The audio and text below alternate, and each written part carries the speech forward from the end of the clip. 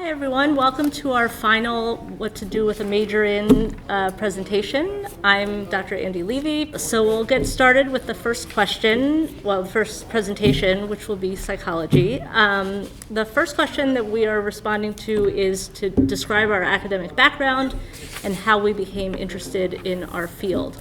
So my background actually started with medical ethics. I was working at the Center for Bioethics at Penn doing research and actually eventually joined their master's program in medical ethics. And it occurred to me as I looked around the center and I saw philosophers and doctors and sociologists that the field would really benefit from the perspective of psychology. So for instance, there was this big ethical dilemma where there was this man who had gotten a liver transplant and his liver was failing because he had stopped taking his immunosuppressants. And the big ethical question was, do we put him back on the transplant list, meaning that he would potentially get a liver that could be a waste if he continued to not take his immunosuppressants, or do we deny him that opportunity and give the liver to someone who could actually use it and keep it because they would be adherent to their medication regimen? And it turned out it was not really a philosophical debate at all. If you actually sat down and talked to the man, it turned out that he wasn't taking his immunosuppressants because he'd rather put food on the table for his children. So it really seemed to me that psychology was a perspective that was lacking in the field of bioethics, so I pursued a doctorate in psychology and a master's in medical ethics. And I started my career doing research at the intersection between medicine and psychology around things like doctor-patient communication.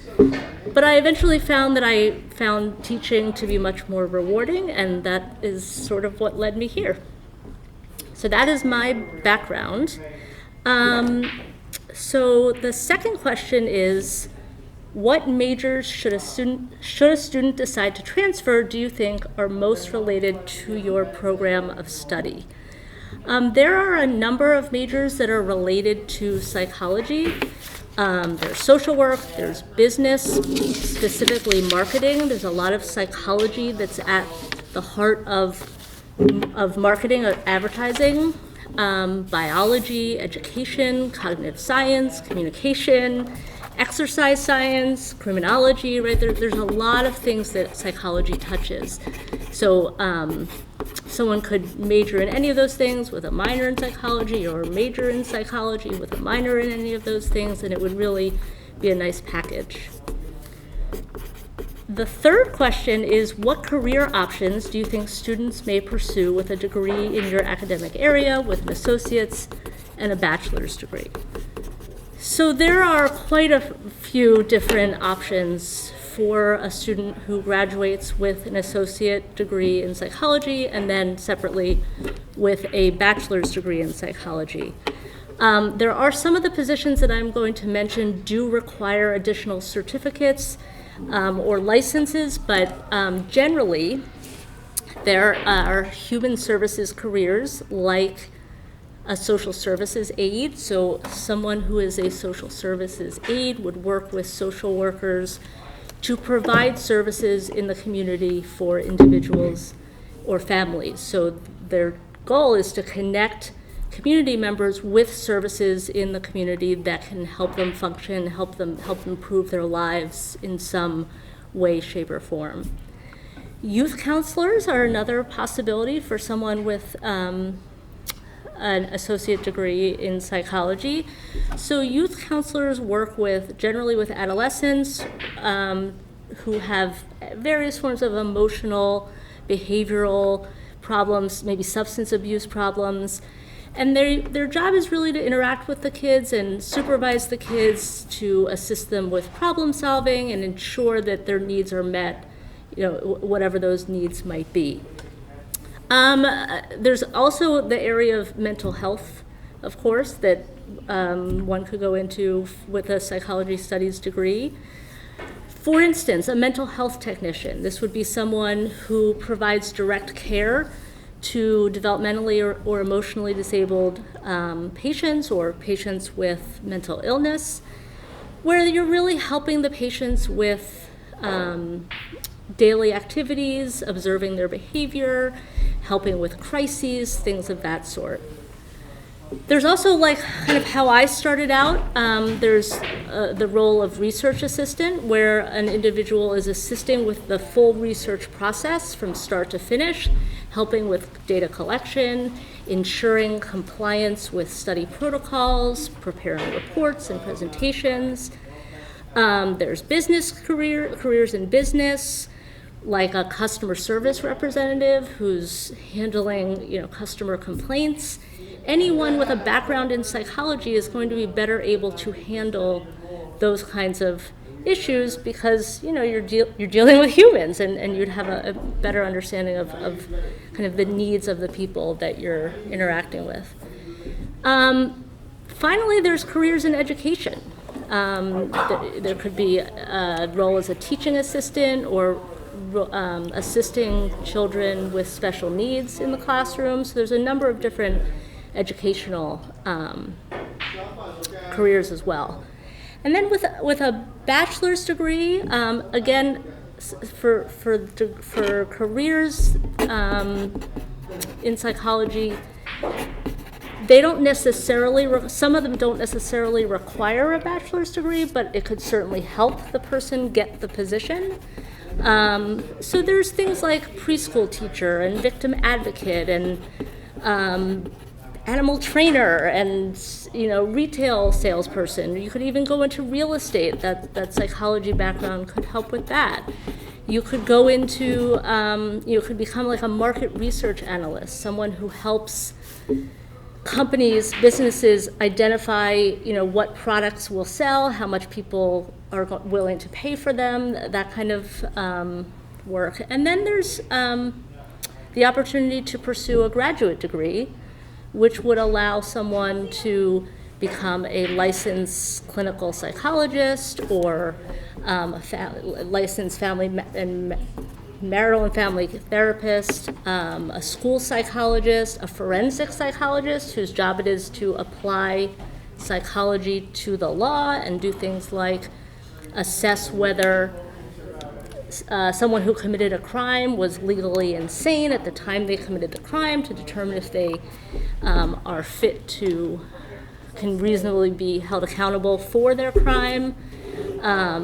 There's the role of applied behavior analyst who works with children with autism to help them develop skills that they might otherwise lack due to their condition. So there's roles in human resources where you can develop and deliver educational programs for employees, where you can be responsible for hiring and firing and dealing with conflicts that arise in the workplace. So there's really a very wide variety of opportunities for someone with a background in psychology. That was a very long answer, but the last question is, what recommendations do you have for a student considering earning a degree in your area? My number one recommendation is shadowing. Although it is difficult to shadow someone like a therapist because of obvious confidentiality issues, there are lots of different positions that I just mentioned where there's absolutely no confidentiality issue with shadowing someone to really get a sense of this, if this is something you're interested in and want to really commit your career to. The only other piece of advice I would have on that point would be, if you're considering a graduate degree, I would encourage you to consider the earning potential of the job that you're pursuing with respect to the cost of the graduate degree. So think about whether you'll be able to kind of pay back the loans or make up the debt in a reasonably short amount of time, given what you would expect to earn in that role. So I think that's it for psychology. Well, that's great. Well, thank you. You're so They're welcome. very similar to these. Oh, they are very similar to those. Yeah. Okay, so, hi.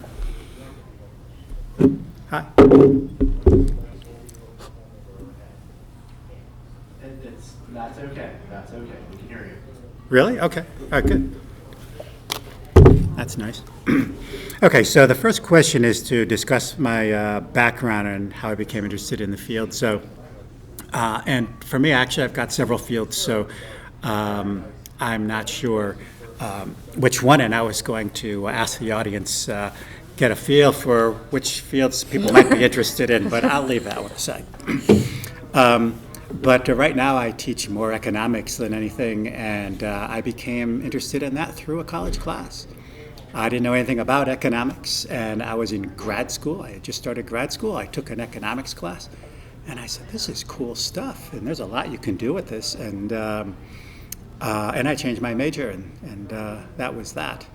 I also thought it was very practical because I was in an MBA program. And I found the MBA program to be mostly soft skills, and I wanted something a little more concrete that actually gave me a feel for how things work, how businesses do the best they can, how the economy works. Whereas I didn't feel like I needed all of these soft skills that they were teaching in an MBA program, and there seemed to be a zillion MBA graduates around. So that was another reason I went into an economics degree. And after I got out, I went right back into the private sector where I had been working before I got my degree, which was in the technical field, which I'll get to. And then I became interested in political science while I was in grad school because I was campaigning for a couple of presidential candidates, not at the same time. Once one of them was not in the field anymore, I moved on to another one, and it was campaigning for presidential candidates that got me interested in political science.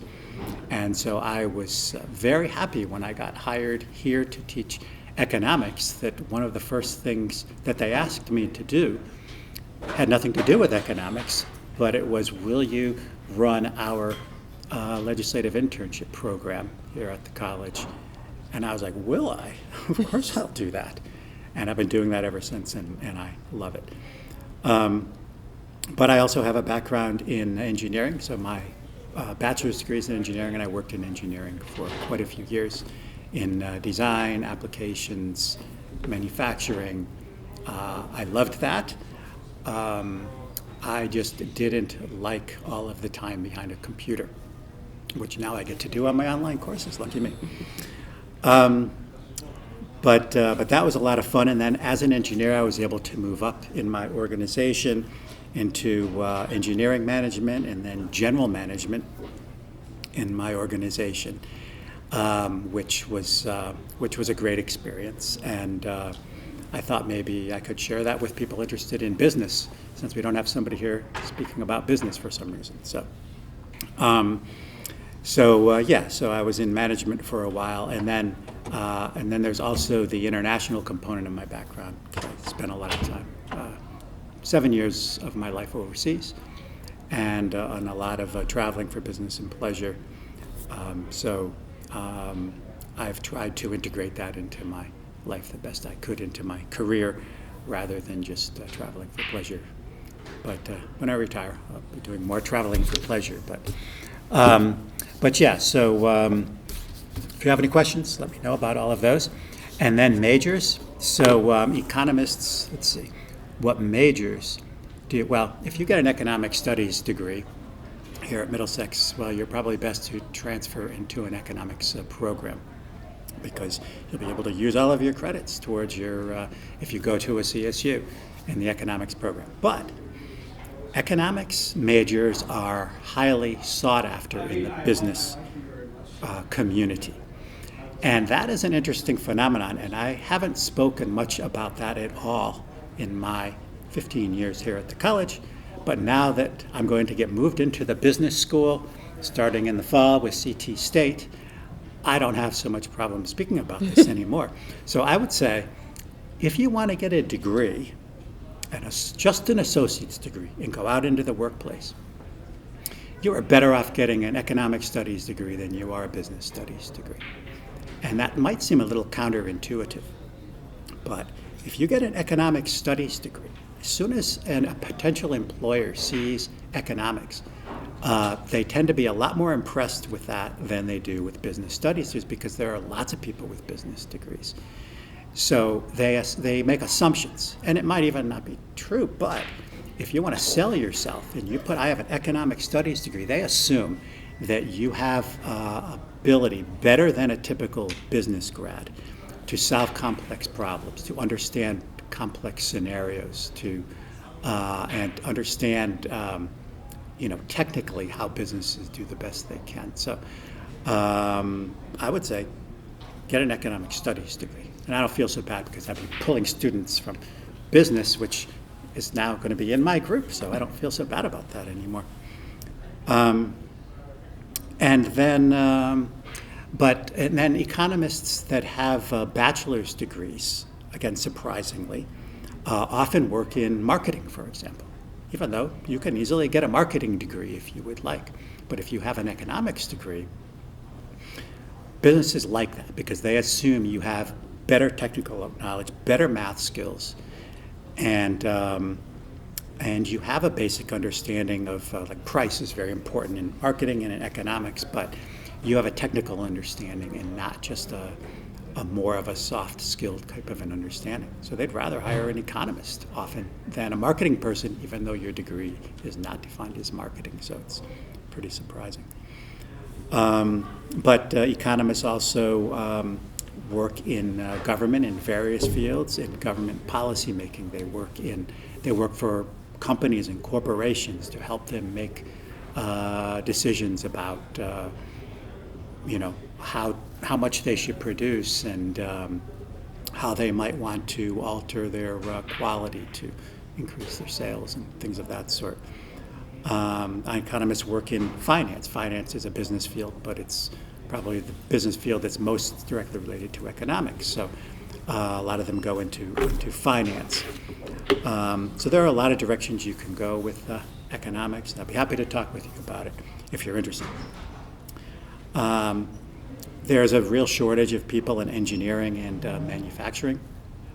And so the good thing, even though getting an engineering degree is pretty tough, and there's a lot of math, but if you can handle that, there are lots of jobs out there waiting for you.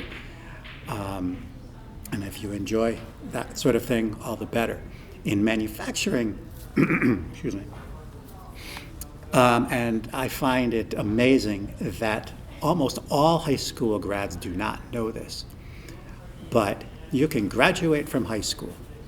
You can get as little as 5 to 7 weeks of training for free on the Connecticut government, and you are virtually guaranteed a full-time job with benefits at good and possibly great pay and high job security. Or maybe a 1-semester certificate, or even a 2-semester certificate, or an associate's degree in manufacturing. And our manufacturers in Connecticut, and there are many, are desperate for people to get those jobs. So even these 5 to 7 week programs that that is funded by the state of Connecticut now, very short period of time. You want to get a job right away. It's an incredible opportunity, and it surprises me that more people don't know about that and take advantage of that. And I wish our high school counselors would share more of that information with high school students. So career options. So I kind of merged questions 2 and 3, but I want to mention on the political science front that if you're interested in politics and you're interested in policy, and you're interested in making a difference politically, a political science degree isn't necessarily for you, because a political science degree it's a social science, and there's a lot of theory. It's at least at the bachelor's or you can get a political science studies degree and you won't have that. Have at it. Political science associates, political science studies TAP degree transfers to the 4-year colleges.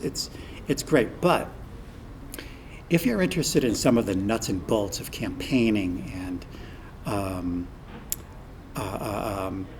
your friend or whoever you would like to get elected, getting them elected, you might be better off in a communications major or even a marketing major, because it's more nuts and bolts. It's more down to earth than a bunch of high level political science theory, which is most of what you get when you get a bachelor's degree in political science. And I've had a number of my students get, either before we had the political science degree, who took all the political science courses that we had, transferred to UConn or Central, and then they changed out of it once they got into the bachelor's degree program because it wasn't what they expected. So keep that in mind if you're thinking about a political science major. It really depends what you expect to get out of that. What recommendations do you have for students considering? Yeah. So I would say as far as recommendations, there are things you should think about, like what is most important to you. If you can afford to study as long as you'd like to study, if you have the resources or you can get your hands on the resources to study and you enjoy that and you feel like you're gaining a lot from that, by all means pursue that. If getting a job right away with benefits, full-time job, maybe you've got your own family already, or maybe you've got maybe the family that you grew up in is limited with their resources. There are some opportunities that can more easily move you into the workplace. And so I mentioned the manufacturing you can get into manufacturing almost immediately, and you can make good money, and you have high job security, and you have benefits. There's a dire need for those people, and you're almost guaranteed to get a job even before you finish your program, even before you finish 5 to 7 weeks. It's pretty amazing. If you're interested in economics, there are lots of possibilities, and they're highly sought after in the business fields.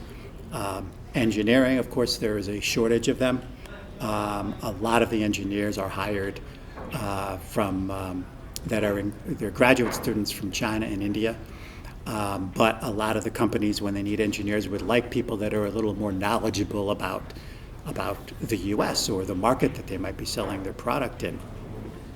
And frankly, a lot of the engineers that come out of China and India tend to be very good technically, but not highly creative.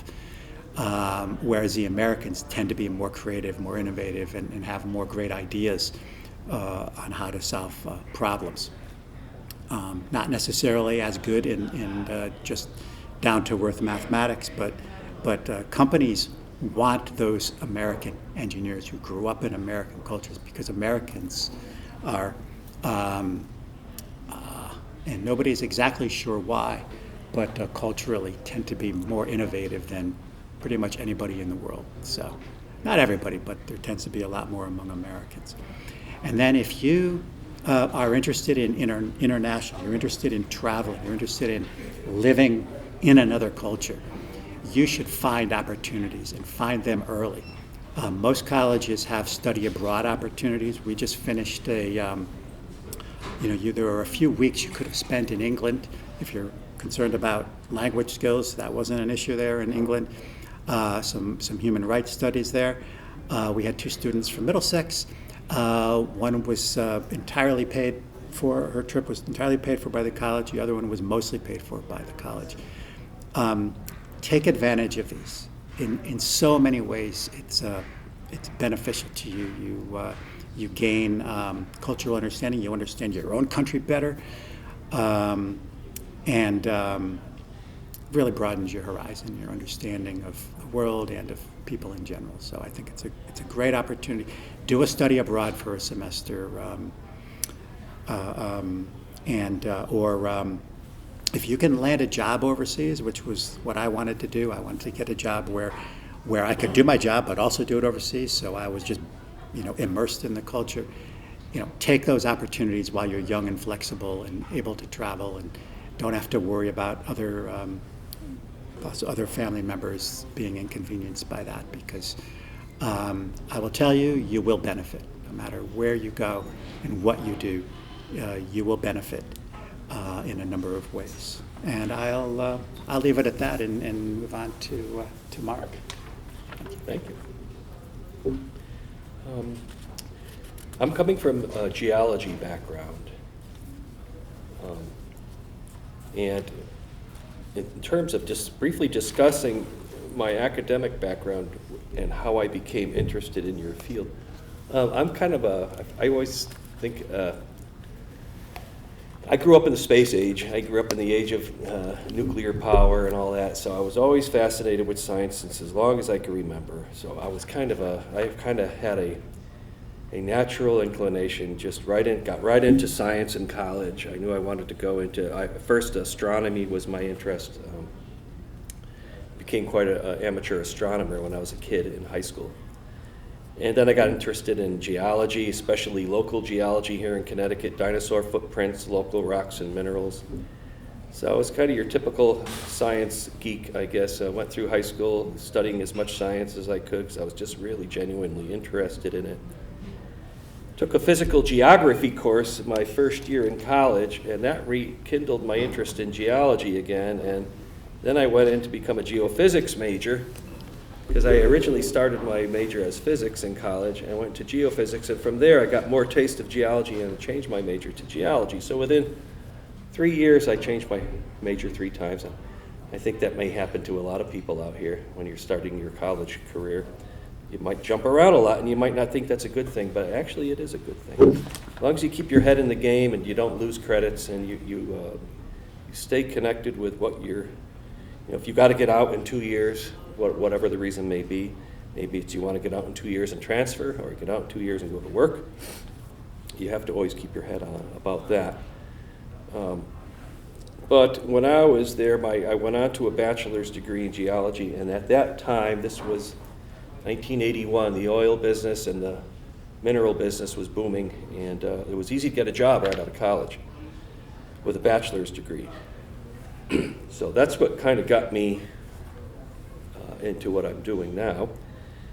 I worked in the field of engineering, consulting engineering, using my geology skills that I learned from the oil patch and such, and ended up teaching part-time at night at a community college and at the University of New Haven, and teaching geology. And I really liked teaching a lot. It was a direction I had never considered. I'd never had any training in teaching or education in college. And boy, did I really like it. So long story short, I left the industry in 2000 and I took a job here and never looked back. I love it. It's the best job I've ever had. What majors should a student decide to transfer that you think are most related to your program of study? Well, I don't have a particular program I'm in charge of here at Middlesex, but the courses I teach, which are physics courses and occasionally a geology course, are required of engineering majors, of some technology programs, some students who are pursuing a liberal arts degree and not quite sure if they'll go into science. So they take a lab-based course, and some of them actually take physics. A lot of students are scared of it, and my job here is to make them less scared, because it's really not scary. Some students are interested in our environmental science program, and that's still probably pretty popular, I would imagine. I've lost track of that. I worked in that field for a number of years as a hydrogeologist and really enjoyed it. But when I left that in 2000, when I came here, I've lost touch quite a bit with what's happening out there now in terms of jobs and opportunities. But at the time I left in 2000, I could say at that point, they weren't looking for 2-year graduates. They were looking for 4, and sometimes 4 and 6-year graduates in the environmental business were taking jobs that used to be taken by 2-year graduates. So a lot of it changed that way.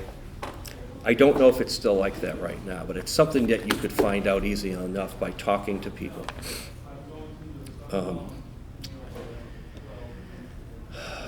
So in the field of environmental science, it's a very broad field, and so students might be interested in the geology of environmental science, the biology of it, the chemistry of it, the engineering aspects of it. So it's a very good major if you're not quite sure exactly what you want to go into, but you want something technical or scientific or engineering-like. It's a great field to use those skills. What career options do you think students may pursue with a degree in your academic area? With an associate degree, as I just said, probably not as much as you might think right now. It used to be in some specialized programs here in Connecticut, specifically at Middlesex years ago in the 80s, we had an environmental science 2-year degree where students went to work in waste treatment facilities. And they really fit an important part of the job. But that doesn't last forever. As with most, I think, 2-year graduates go into studies or job markets that are really doing well at the time, but all that evolves with time. Some of these 2-year opportunities grow, they get saturated, and then they wane, or the demand suddenly just isn't there. Perhaps businesses change, they move out of town. So you really have to be understanding that a 2-year program you may be told is really booming right now. It may, and it may stay that way, but it may not. So with that said, I think it's more important to build on your technical skills, your writing, your and analytical skills. If you know you want to go into science, engineering, or technology, then you need to take 2 years of science while you're here. Take the sciences that you need, physics, chemistry, biology, geology perhaps. Get them in now, because as you go into your 3rd and 4th year, if you decide to transfer, you're going to have to build on those. You're going to have to build on those fundamental courses, and there's no substitute for them. You got to take them, and they're good and they're hard, and they introduce you to a vast amounts of material, and that's the hardest part. Is you get introduced to so much in the first year science courses that often is overwhelming and students get discouraged. But you got to hang in there because they will mean something in the future. What recommendations do you have for a student considering earning a degree in my area? Now my area, like I said, I've been teaching physics here mostly, but my background's in geology. The recommendations I have is just what I said. Take the core courses you need to take. They may not sound so exciting. You may be in the class with several others who are told that's what they have to do. But you got to change your attitude. You got to say, I got to take this stuff, and I got to learn it, and I got to have a good attitude so that the next course I take, I have the foundation I need. And that's pretty much across the board for most any science or engineering or technical degree. And it may even, that philosophy may indeed span across all disciplines. So you should be taking your math and science courses, and most importantly, establishing a good attitude about it. And then once you do that, you can't forget about the good old-fashioned principles of grit, stick-to-itiveness. When the going gets tough, and it's going to happen several times throughout your career, I'm sure, in education, you just got to stick to it. If you get a C in a course and you say, I really want to get an A or a B, well, sometimes it's important to your home life. You may just have to just suck it up and take a C and move on. Some students I talk to say, I got to take this course over until I get an A, and I'm thinking to myself, oh, you're going to put yourself through all this misery again just to get a better grade when you could move on. You can move on with a C. Don't forget that sometimes. It's not a cop-out, it's a realization. Also, hustling. You're still going to be faced, even if you happen to embark upon a 2-year program that it is fruitful at the time you graduate, you do have job opportunities, you're still going to have to compete with others. So you got to hustle. You can't say, well, I got my degree, I was guaranteed a job. Well, no, it's not that easy. So I often, when I talk to students, I remind them that it's not all cut and dry. These programs you take, sometimes you need to take an extra course come time to transfer, and just be okay with that and move on. You did a good job, you move on and continue to hustle. I think that's important today. As we all start working from home, we have different environments now in our workplace. I don't know about you, but I need people around me to keep me not only happy, but keep my ambition, my drive going. I need that. And that's why I love teaching so much, is because I'm in a classroom with people, and maybe 80% of them want to go to sleep, but there's 20% that really want to learn, and that gets me going. So those are I think my recommendations are more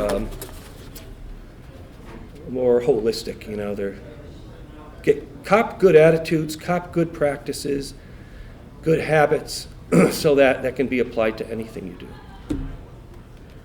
Just one question. What role do you think internships may or may not play within your disciplines for students?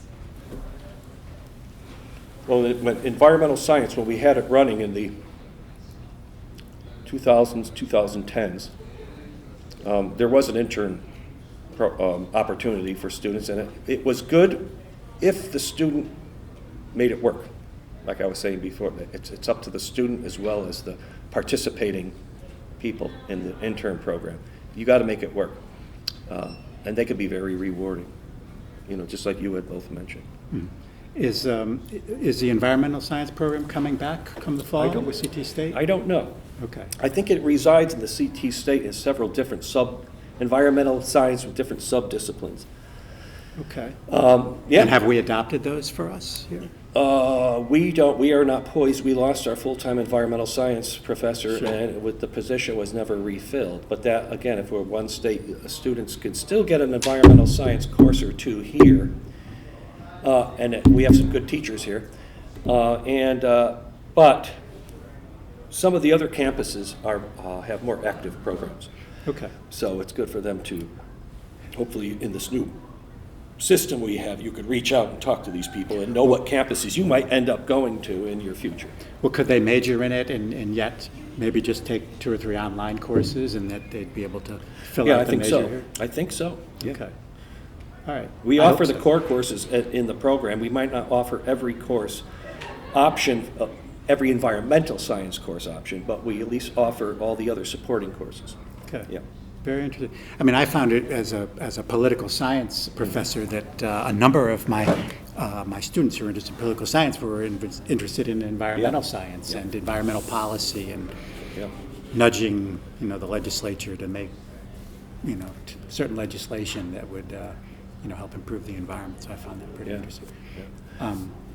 Yeah, I mean, as far as political internships, so the main one that I coordinate is a legislative internship program. I think it's a great opportunity, and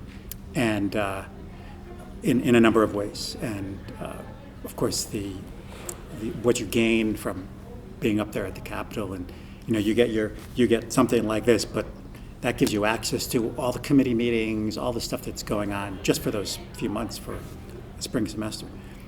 And we've got 6 people there now from our college, and I think it's an amazing experience. I was just up there on Friday.